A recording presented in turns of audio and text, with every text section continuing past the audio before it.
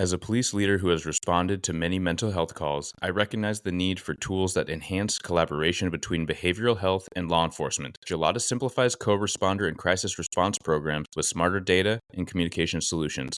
For a demo, visit julata.com or check the show notes. That's JULOTA.com. Certainly, throughout my career, there have been times where I have not listened for meaning, maybe because I was jumping ahead and wanting to try and prove that I knew what I was talking about. Folks who don't want to participate or maybe are diametrically opposed to the direction the agency is trying to go in. So it's never cutting them out, but always continually trying to invite them in and never giving up on them. I also very clearly remember him saying things like, sometimes we need a journeyman sergeant, which is someone who's just interested in being a sergeant and never moving on because there's a role for that person.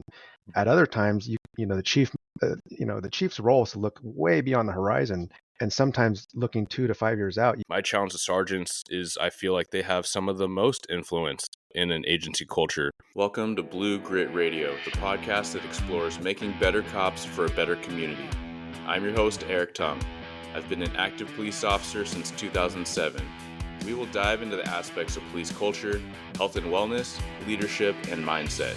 You'll hear from experts not only from policing, but all industries as they relate to being our best with purpose, passion, and positivity. Join me as we share stories, lessons, and advice so we can all be better for ourselves, our teams, our families, and our communities.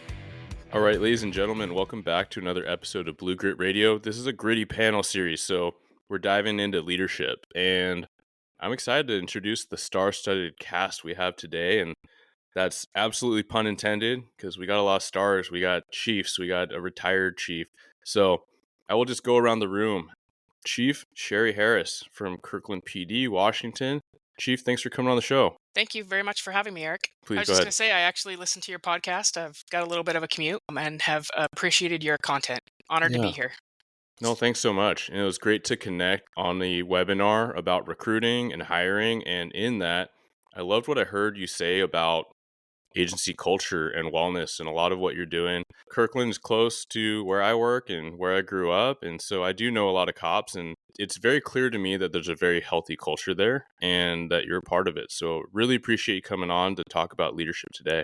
Thank you. Do you mind giving a little bit of background, I suppose, career, kind of the down and dirty, so people can hear kind of where you came up and how the career has progressed for you? Sure. In January, I will have been in law enforcement for 32 years. I started when I was 21 years old and thought I was going to go into the military, but got a work-study job in college at WSU. I'm a Cougar, go Cougs. Got a work-study job at the police department. And at the military in 1993, there weren't the same opportunities for women, but there were in law enforcement. And then I followed a boy to the west side, and I worked in the Monroe Police Department for 16 years for Washington listeners. And then in 2012, a lateral to Kirkland as a captain, and a little bit bigger agency, a little bit different style of government. And then in 2016, actually tested and was selected to be the chief of police. And it is a phenomenal agency with really good people who are invested in culture and leadership and in this community. Yeah, thank you so much, Chief Harris. And I always say the other KPD, very local, within driving distance. So a bunch of great folks there, absolutely, in my experience. So, all right, next we're going to go to Chief Erik Scairpon. Chief, can you please give us a brief introduction to yourself? Yeah, thanks for having us on, Erik. It's great to be on this panel with other great leaders. Cherie's been a mentor of mine over the years because oh yeah, look at that. I started my career back at the Redmond Police Department, so just contiguous there to Kirkland. I actually started out as a police dispatcher, and even before that, I was a youth volunteer for the department. I got hired on as a cop in 1999 and have been working up through the ranks ever since. Was promoted to a command position in 2011 and worked through a number of different roles and responsibilities at the Redmond Police Department. And that's when I first got to know Cherie when she came to Kirkland, and we'd meet for coffee and talk about leadership topics and things like that. And then in 2020, I had an opportunity to put in for the chief's position up here in Marysville. And I've been here with Marysville for the past 4 years. So it's been an interesting journey. I think a number of us have worked for a couple different police departments over our career. So we've seen different leadership styles. We've seen chiefs come and go.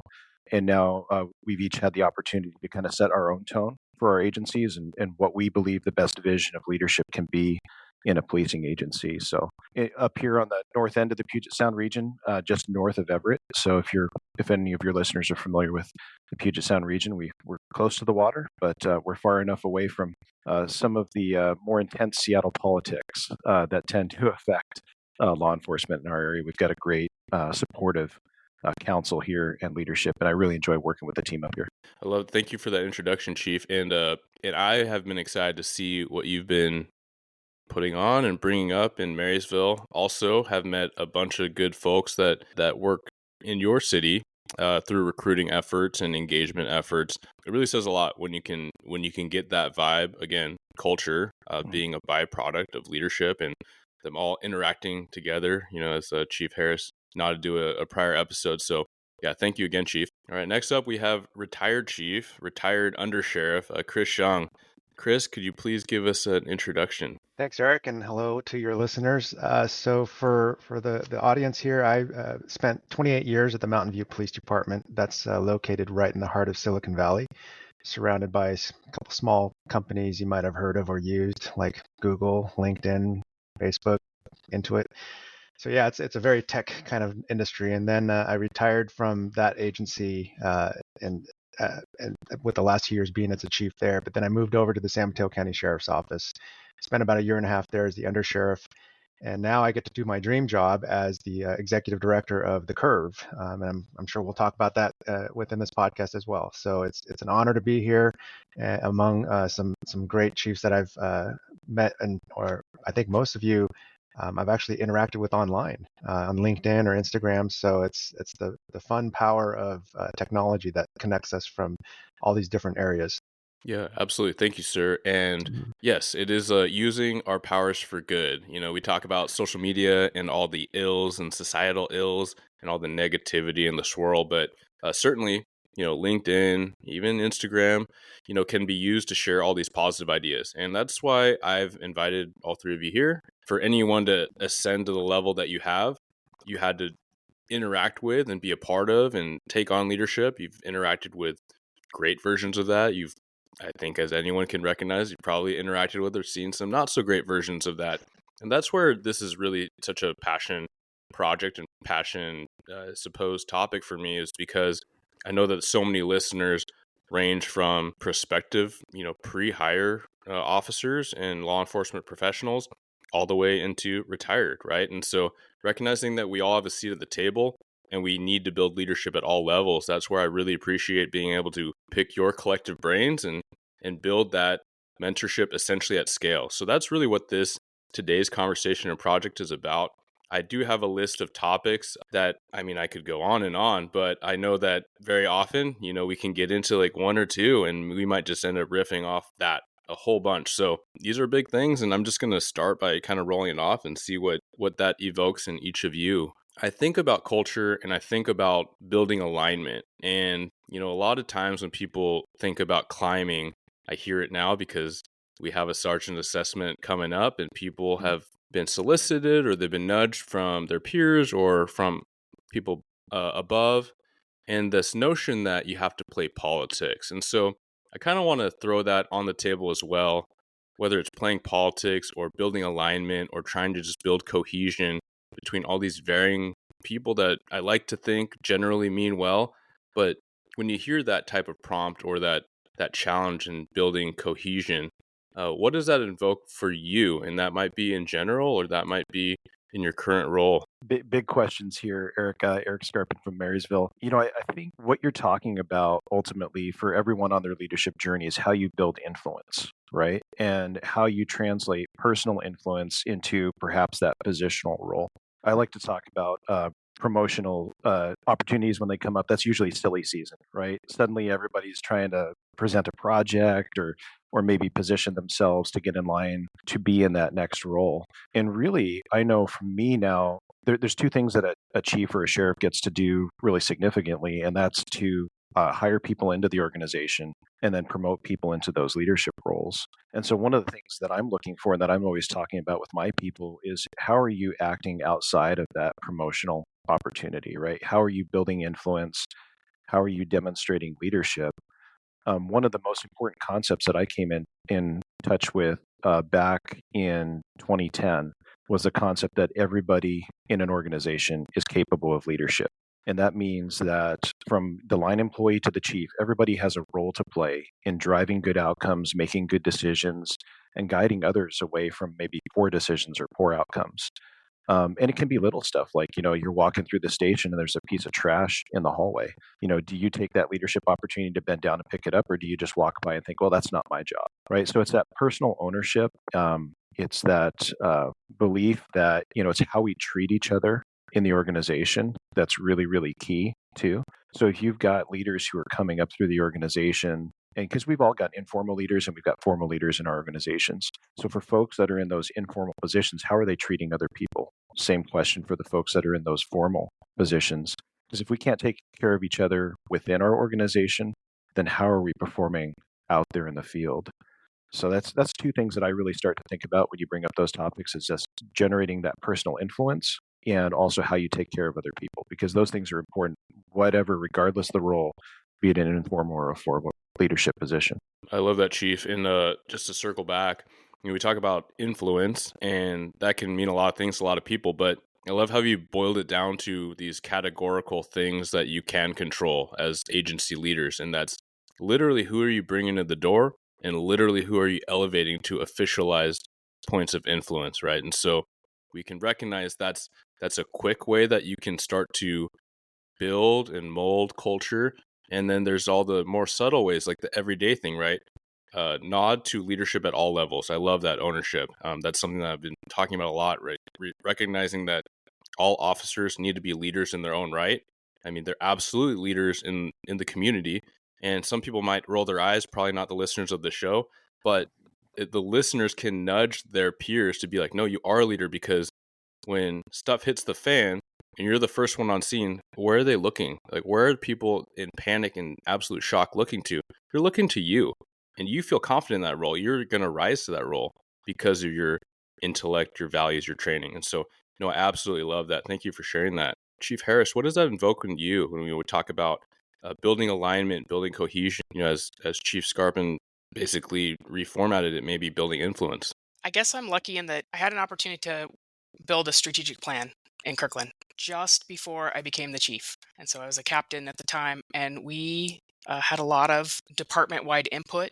Our steering team included officers, members of the union, supervisors, our professional civilian staff, and we developed a new mission for the department, new values. And the vision that we put forward is that we wanted to be proactive in reducing crime by building partnerships and teamwork. And so I became the chief, but I didn't write that. I assisted, and we had input, and we have absolutely moved forward together with that vision. And officers here have survived some very difficult times in the state of Washington because they already were trying to work as a team. There was a time where we could not stop someone for a reasonable suspicion of a crime. But because they were already working as a team, someone was going to get a victim statement. Someone was still trying to keep track of who we thought might be involved. And so we came through that stronger than if we had stopped going to calls. And that's the officer level. That's not command staff building that culture. That is at the line level, building a culture of working together, being partners across squads, day shift, night shift. So I really have seen, from my vantage point, is a little bit of support goes a long ways. And like you said, they're all leaders already. And so, and they want a culture where it's fun to work, where you want to come to work. And I guess I'm very proud of the officers who put on this uniform every day, and they go out and they take difficult calls. And like you said, they're all leaders, and they're all looking to make the department better, the community better. Partnership and teamwork goes a long ways. Oh, that's great. No, thank you, Chief. And I think that's you said a lot in even how you answered the question, which is to recognize like it's the team that is building the culture, maybe more so than the figurehead at times, right? And I think that's a really healthy way to, again, give a nod and encourage leadership at all levels, because you may not feel like as a sergeant you have like that much say or that much influence, but my challenge to sergeants is I feel like they have some of the most influence in an agency culture. Because to me, when I think about culture, it's not what we do. What we do might be driven by policy, and that might be command staff's call. That might be the chief or the DC or the sheriff. But culture is so much more about how we do things.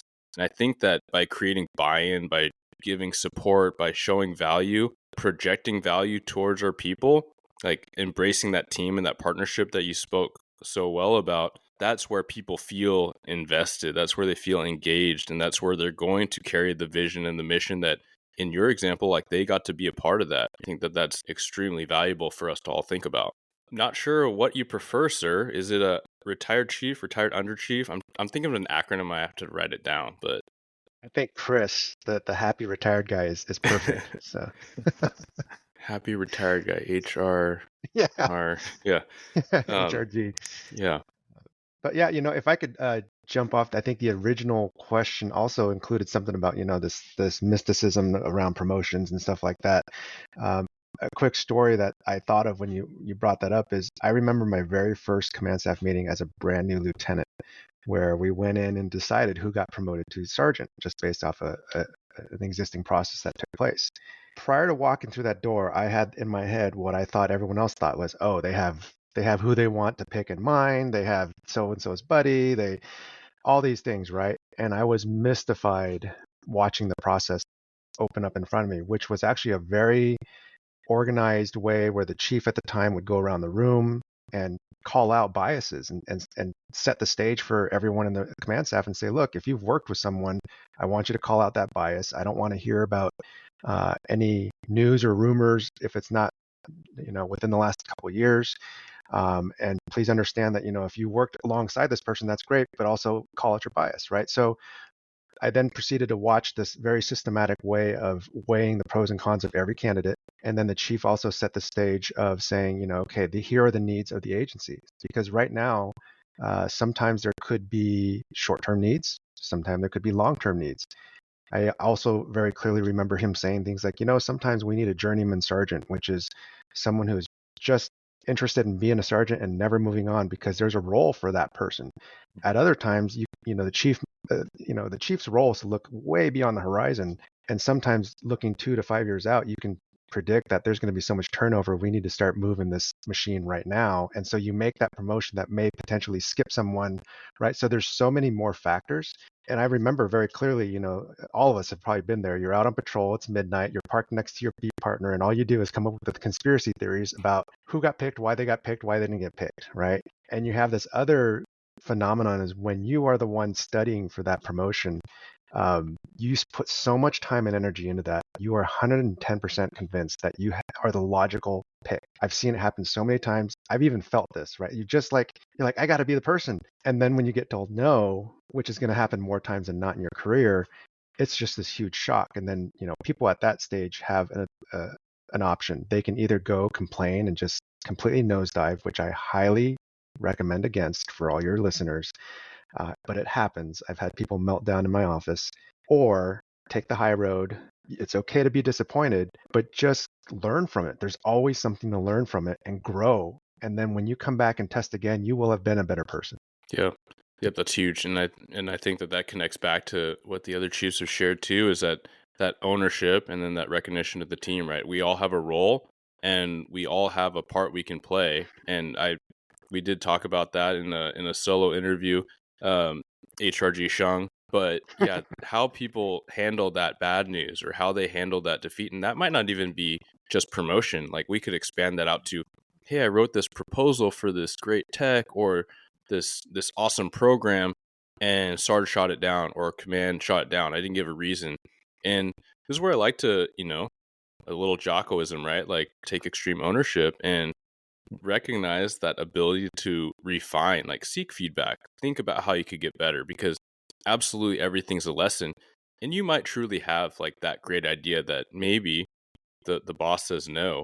But if you truly like analyze it objectively, you seek feedback from all these different directions, you can know in a better sense and objectively that you had a great idea. And maybe there's just a different way to put that idea out. Maybe it needs to be adopted in a different way. So just something to think about. Like if we can be recognizing of our our moments of frustration. That's okay. Everyone should have their kind of their timeout where they can regroup, but then it's time to move forward and then we can progress up. I'd like to ask you all about how you handle, the no's, and that could be at any stage of your career, any stage of leadership. Maybe you get no from your boss and you did have that written up proposal, or you felt like you were back channeled. So whatever that elicits in you, and please feel free to be as vague as you like, because the point isn't to dime out specific individuals. The point is to share that experience so that people can internalize that and then mobilize that in themselves and the way that they move projects and teams forward. Yeah, Eric, I'll start us out here, Eric from Marysville again. When Chris was talking about that disappointment, I've had that same conversation with folks that come through my office when I'm talking with them about why they did or didn't get a position. And I share with them my own personal story. There was a time at City of Redmond when I tested for a captain's position. We had just changed our deputy chief job to 2 captains. And I smoked the test. I came out number 1 on the list, and I felt so good. And I'm smiling inside because Chris nailed it. It's like I'm the guy, right? Well, one of the things I've come to realize, and I share this with folks, is the only person you're competing against in a promotional process is yourself. So don't be comparing yourself to the other candidates. And the chief or the sheriff, they're going to make their decisions based on what they think is best for the agency and what they need. So don't take that personally. And I was so glad that I had prepared myself internally when I went to go meet with the chief. Prepared it was nice to have been considered speech because I didn't get either job. And I thought, well, surely if I didn't get the first job, I'd get the second job. And it didn't happen. And what I found was the most useful thing during that process was it was okay to be disappointed just a little bit, but then just dive right into the work, be true to your own leadership self, and continue to do a good job and continue to help support your new bosses and just engage, right? Lean into that challenge.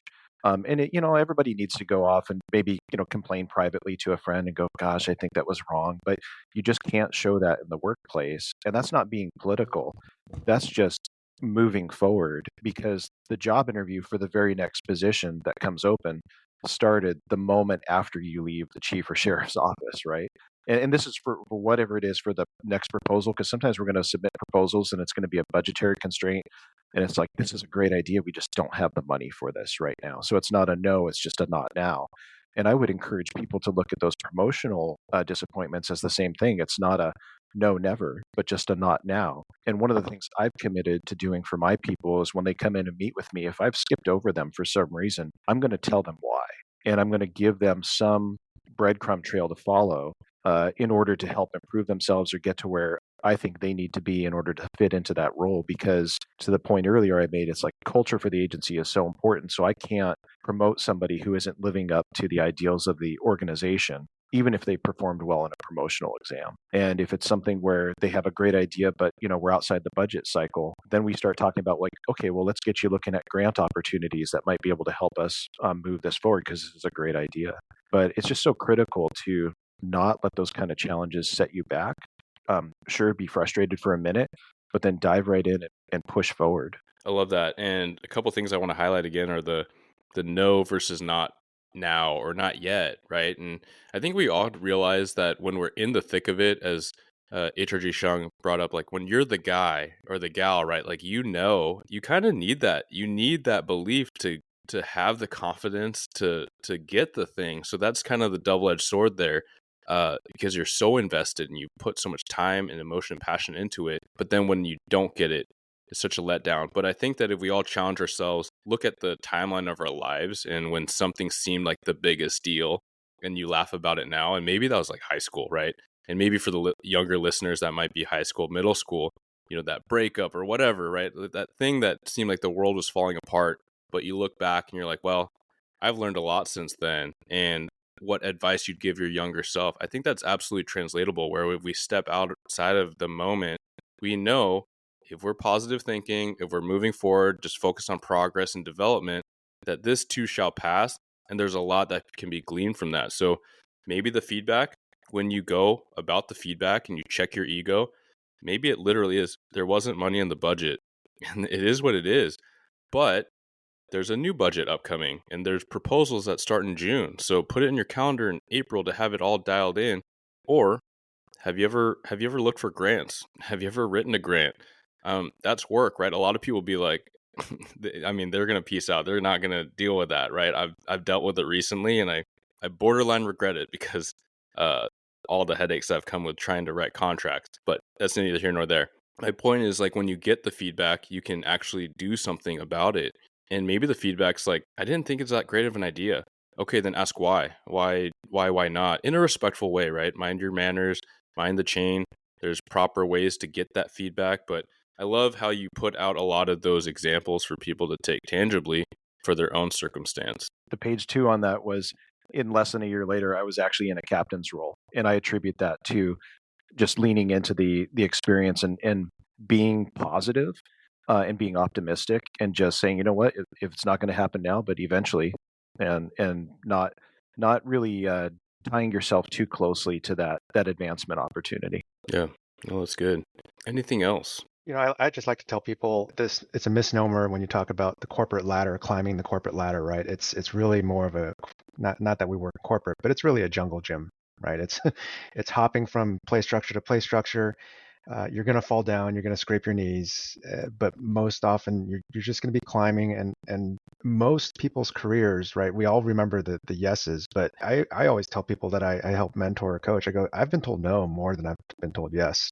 Right. And I think I've grown from that. So, you know, for those of your listeners that are out there in this space, you know, it really is that perspective where you, this ability that you can take yourself out of yourself, right, and look at your whole situation from a different lens, from a 20 or 30,000 foot level. And oftentimes that's where the opportunity for growth is. And if you surround yourself with people who are willing to give you the truth, like tell you what your blind spots are, if you have mentors, if you have confidants, that's even better, because then it takes a lifetime of a career to really grow. I mean, the knowledge and wisdom you hear around this podcast right now, if you would have interviewed us 20, 25 years ago, we would have thought we had all the right answers. And I speak for, you know, I'm seeing some head nods, but guess what? We weren't there. And the reason why we know what we know is because we've tripped and fallen so many times and learned and grown from that.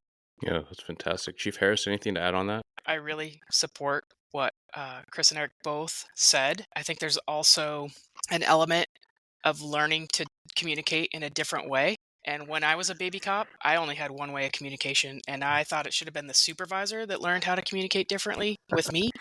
Which to some degree is true, I would say that. But just like you, when you're on FTO, you have to figure out what your FTO wants you to do. They want you to do traffic stops. They want you to be contacting everybody on the street. You figure that out so you can successfully get through FTO. And then it's the very same process as you're promoting throughout the organization or up into the organization, or you want to be a detective. Not only do your skills need to be good, you got to know how to interview and interrogate. And there's just so much about communication that's important, and learning personality styles and adapting to that. Again, I think I might be going off a little bit on a tangent again, but we'll just say learning how to communicate differently and communicate up.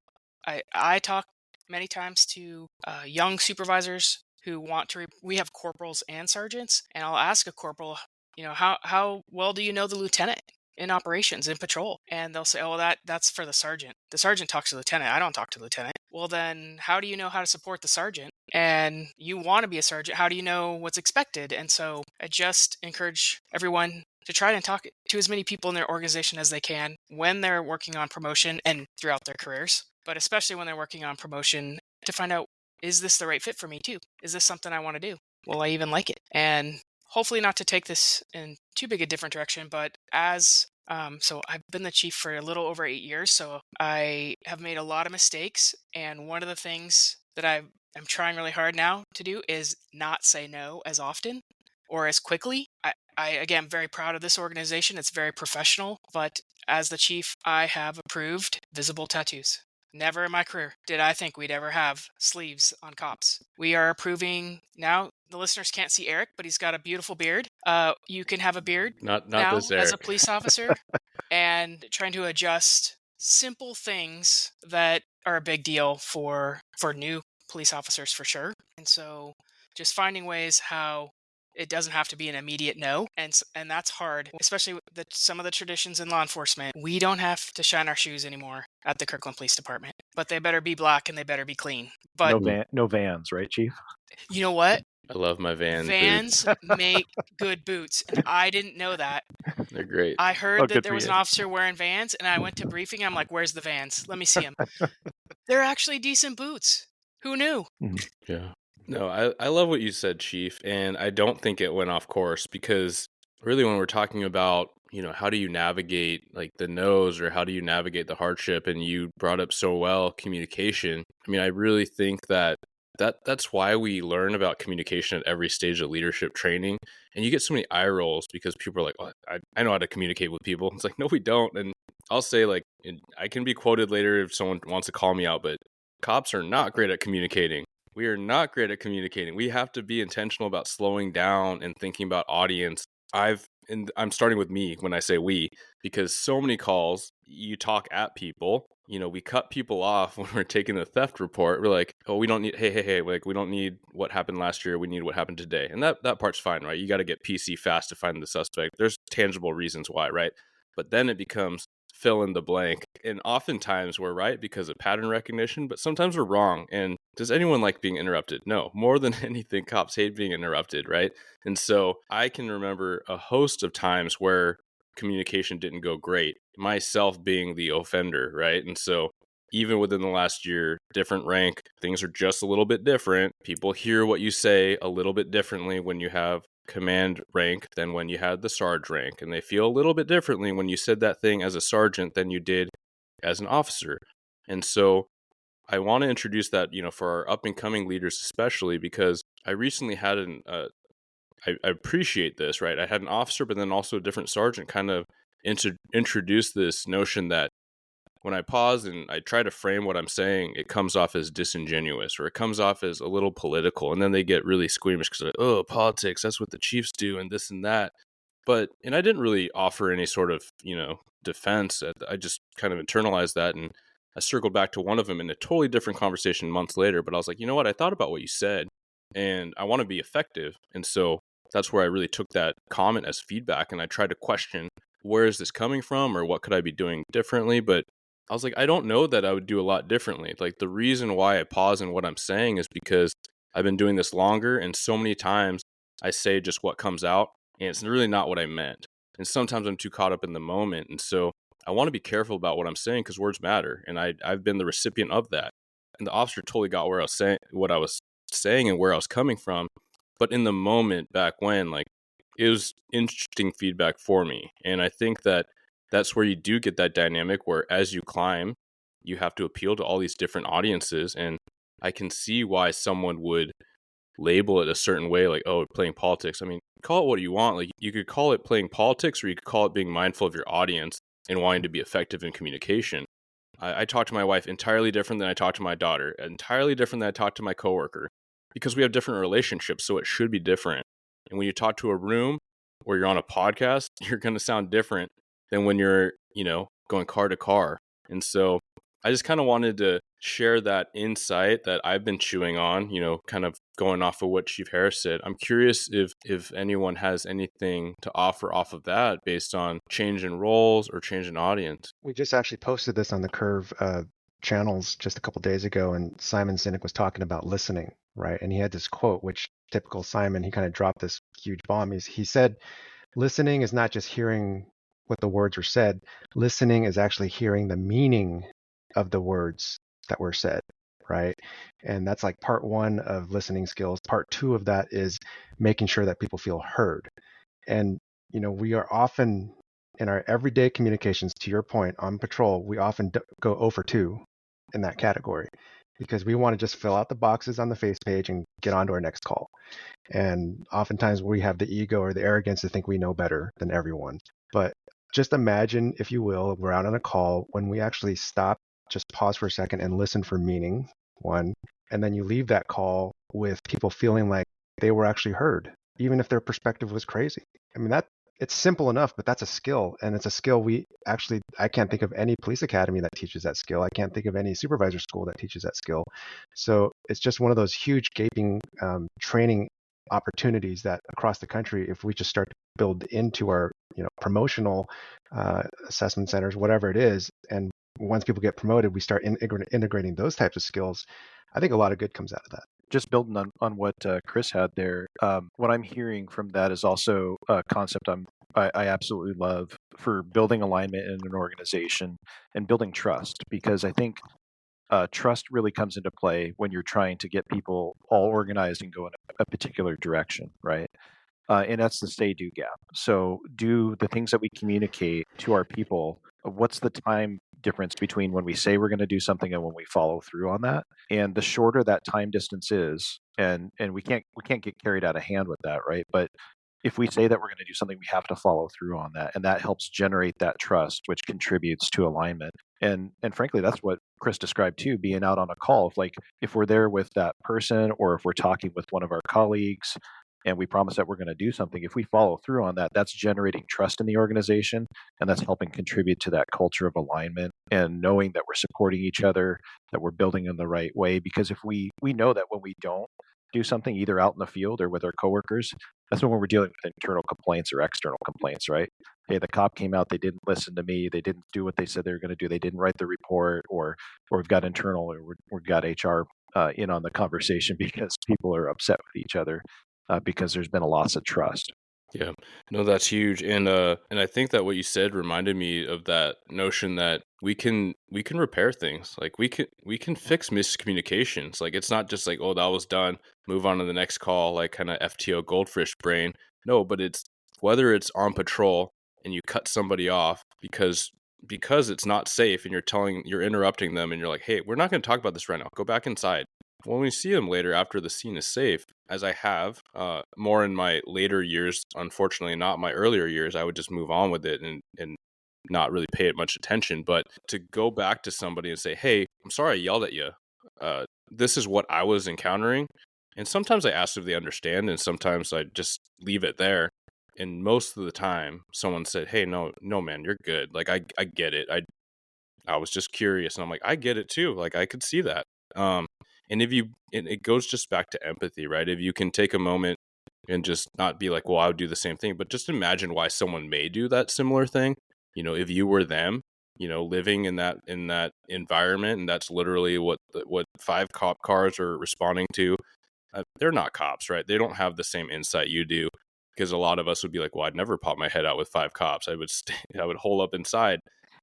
You have a different experience, right? So just to imagine why someone may, I feel is really helpful. And you could do the same exact thing with the coworker, right? Like, you don't have the same career, you don't have the same upbringing, you don't have the same anything, except for the fact that you're doing a similar job now with the same patch, right? Maybe similar boots because someone's got sweet Vans and someone else is rocking the shiny Danners. Well, and also just being humble enough to step in and say, hey, I think I got that wrong, right? What you just did there, explaining on the call, that's huge. And no matter what level you're at in an organization, when you can step into a space and admit in a one-on-one or even a group setting, like, hey, I got this wrong, guys.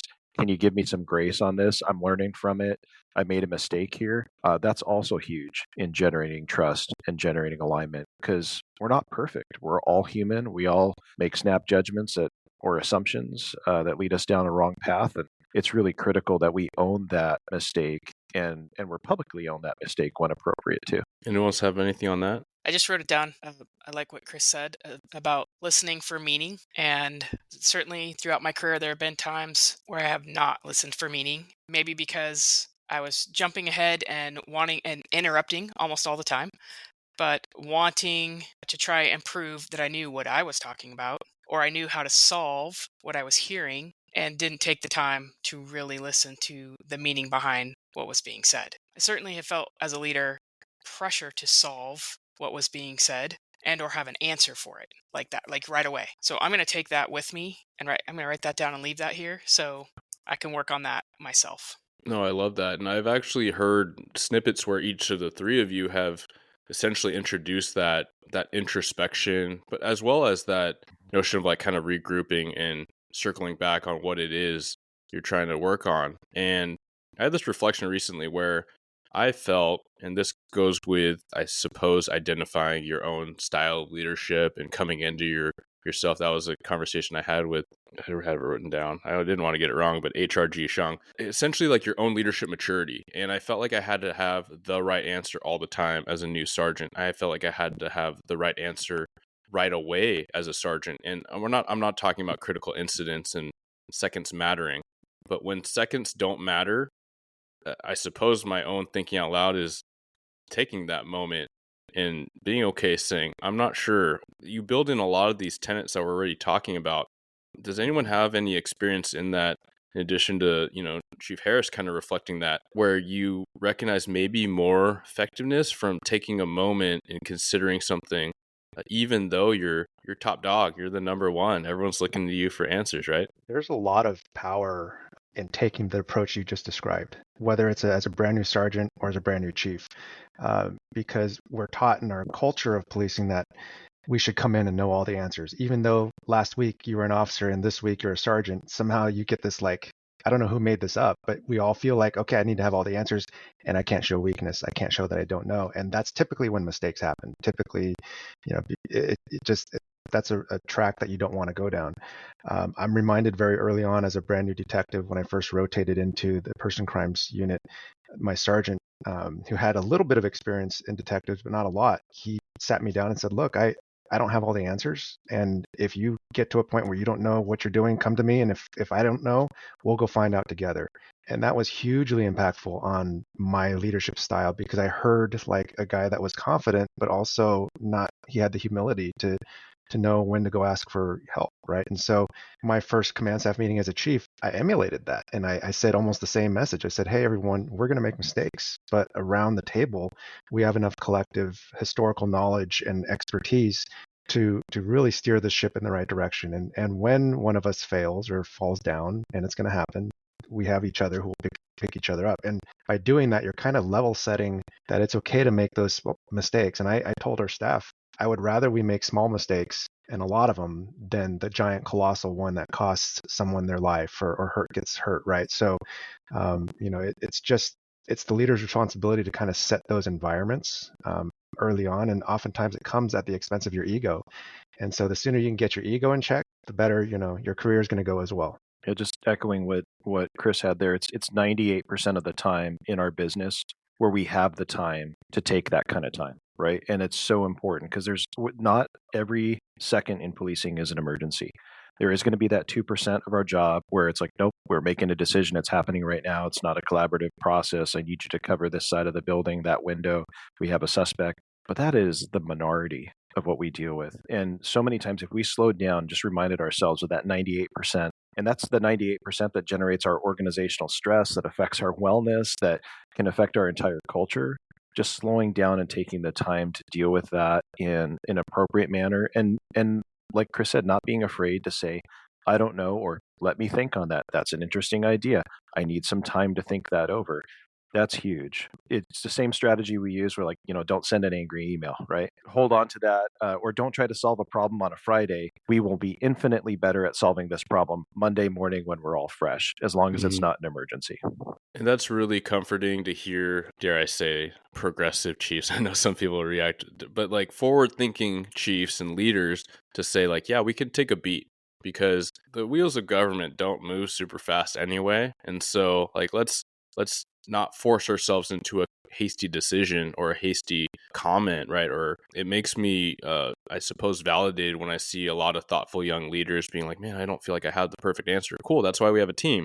That's what we got to talk about. That's why we got a game plan. Even for the first line supervisor or those kind of, officer in charge before the sergeant gets there, I like to remind seasoned officers or even younger officers that when you're thinking about all these contingencies and you're going to the call, or you're thinking about when you have to call detectives, you're thinking about when you got to call the duty officer or your boss, like, no, like, stop. You have to eventually, probably, the way the call's unfolding, but just get there and lead your people, right? Like, just listen to the radio, because everything you're thinking about now is not a now thing, it's a later thing.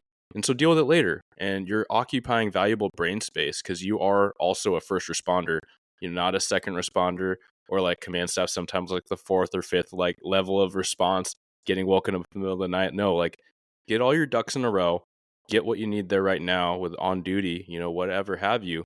And then later, when you can actually take that breath and you check on your people and you walk around the scene and you have an understanding of what you have, then you call. And then it makes it so much easier, because I've had sergeants that are like, they're running code and they're trying to call the duty officer at home, and you're like, you're not there yet. Like, please get off the phone, not because you're bothering me, but because you need to focus on other things. So I think that that's a great reminder that we can oftentimes slow down. If you can't slow down, you'll know it. I appreciate all the insight, and I feel like you all have given so many examples of how to lead, and then also how to demonstrate values. I feel like one of the trickiest prongs of leadership is perhaps peer leadership, and especially when it's of the supervisors, because for me, you know what leadership is for your subordinates, setting the tone, plenty of material on that. And even personally, I feel like it's not a stretch to build a relationship in the healthy lines of communication with your superior, because they are asking something of me. And if I can demonstrate value and work hard, then I get buy-in. But with your peers, it can be trickier, right? Like how do you navigate either toxic peers or the ego-driven, closed-minded peer, or the peer that, dare I assume that all three of you have experienced some sort of jealousy or like been perceived as a threat because you were all high achieving supervisors. Maybe sticky, maybe difficult prompt that I want to throw at you before I let you all go. Talk about leaning into discomfort, trying to build communication. Sometimes it's only just trying to have a rapport with a peer that your communication is so different, or like you said, there's a competitive spirit, or just very even different values. There are a lot of different people in law enforcement, and some are here for different reasons. Some become leaders for different reasons, but it is leading into discomfort. And I'm totally stealing that from Brene Brown, right? Courage is about leaning into discomfort. And often, in order to serve those that are working for you, you have to be the bigger person. And at a minimum, just try to build a rapport.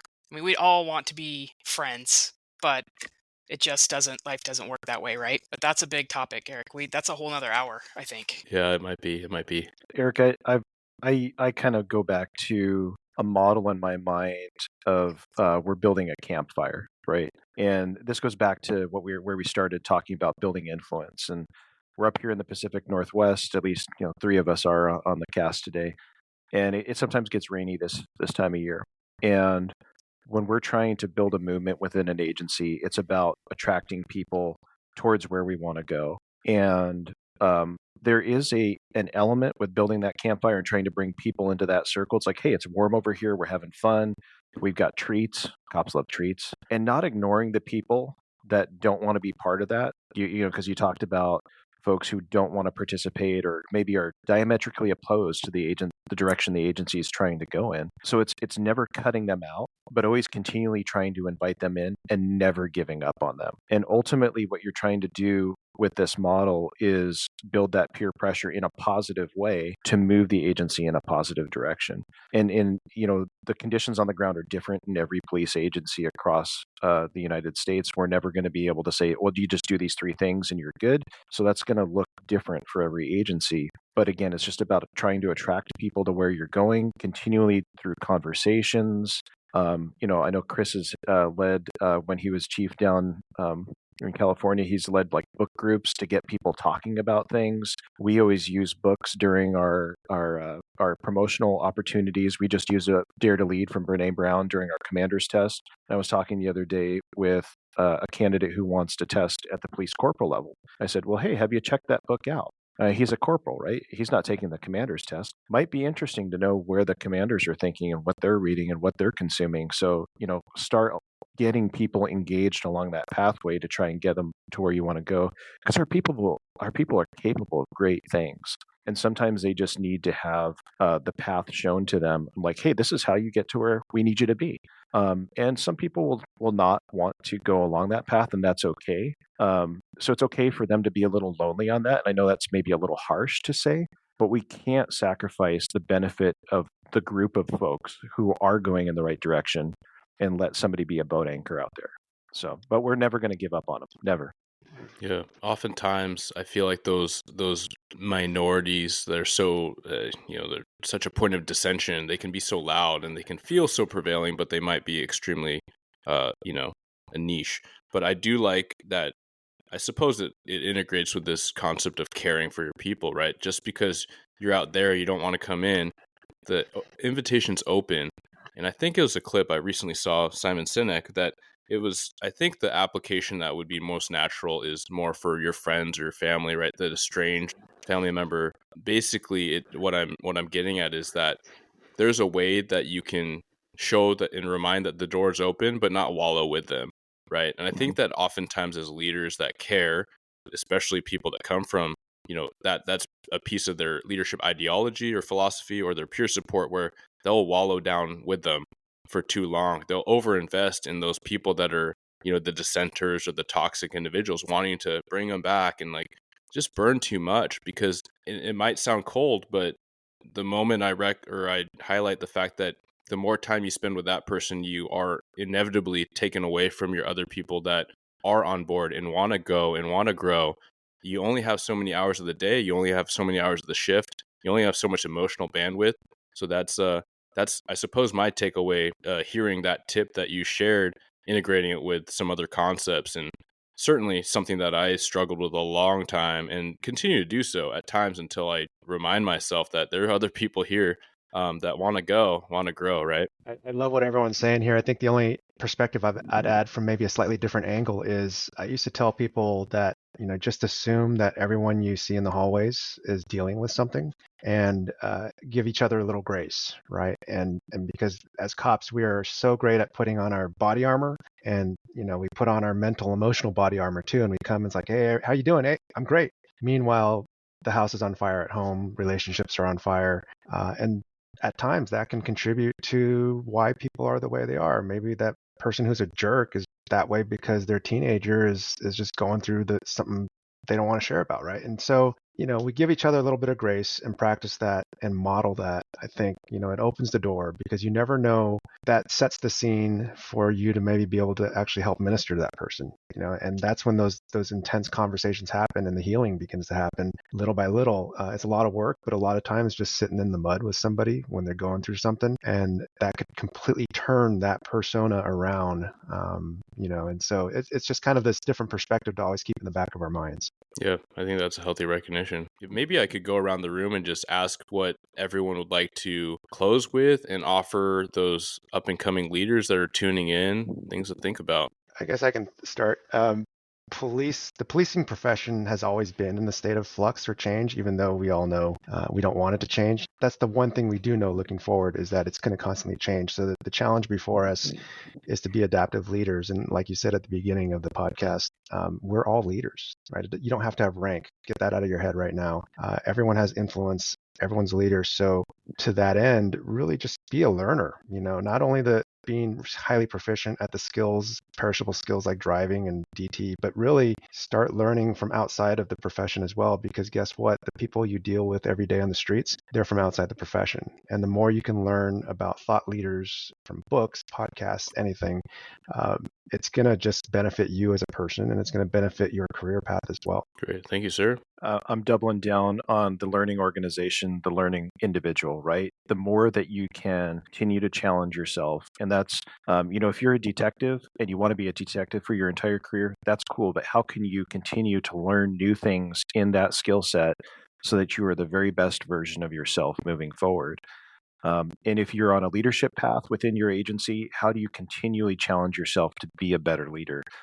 That's everything from, going and obtaining some advanced education to advanced training schools in leadership, and never getting out of that model. Because as soon as you become complacent or you stop working on that, your skills are going to start to degrade. I like to think a lot about leadership as almost like an agrarian example. If you're constantly, you're tilling the ground, you're planting the seeds, you're watering, you're harvesting, you're burning the crops, and then you're starting all over again. Nowhere in the history of any policing agency can we plant the flag and say, hey, we're done, we made it, we don't have to do anything else. We can, high five and kick back and we're done.